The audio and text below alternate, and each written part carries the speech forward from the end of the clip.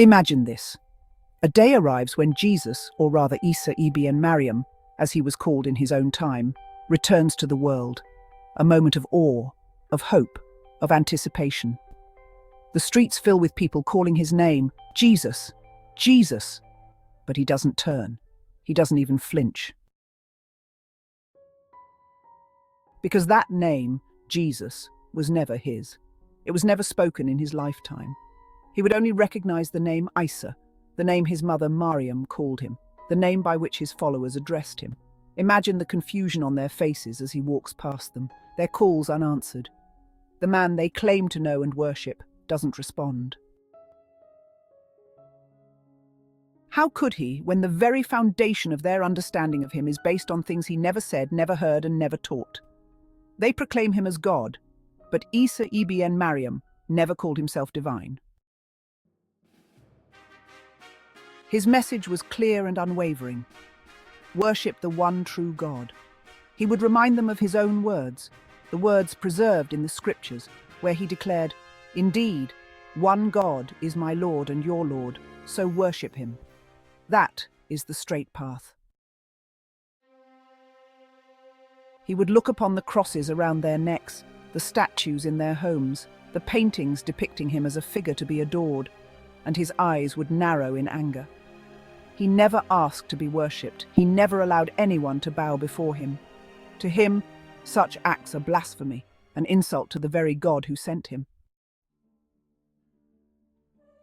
He would remind them that he was a messenger, sent like the messengers before him, Noah, Abraham, Moses, all preaching one fundamental truth. There is no God but one. And just as he never claimed divinity, he never accepted being part of a trinity. He would be outraged to hear that his name was used to form doctrines he never knew, doctrines that contradict his core message. Picture Isa walking through cities where people consume what he forbade, tables laid with pork, glasses filled with wine, things he never permitted. He was a man who followed the laws of purity, the laws sent by God. He would turn away from those meals, his heart heavy. How could they say they follow him, yet indulge in what he forbade? He would encounter relationships flaunted without the sanctity of marriage, unions he never sanctioned. Isa upheld the sacred bond of marriage, the sanctity of chastity.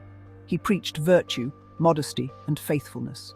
Yet now he sees a world where his name is used to justify indulgence, excess, and sin.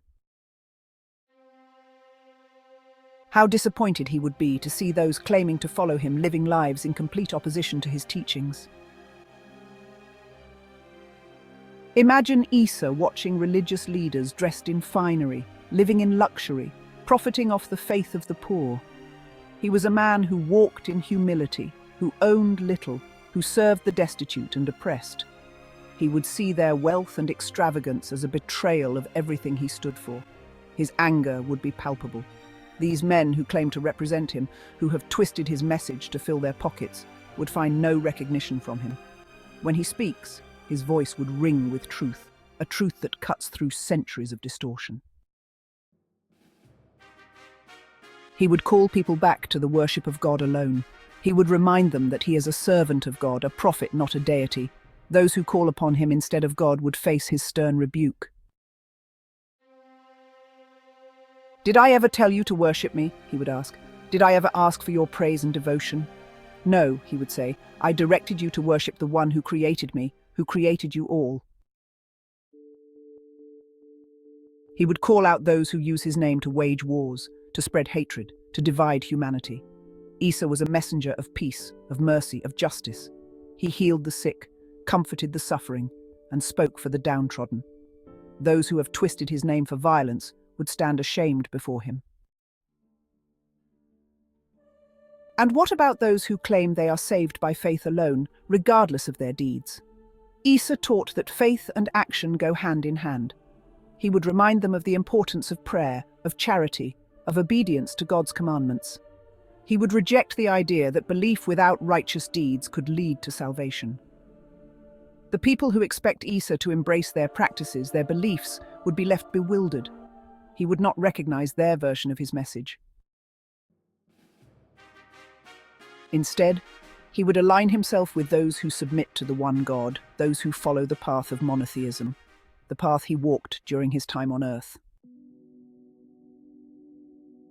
Imagine Isa standing in a mosque, side by side with believers who worship the one true God.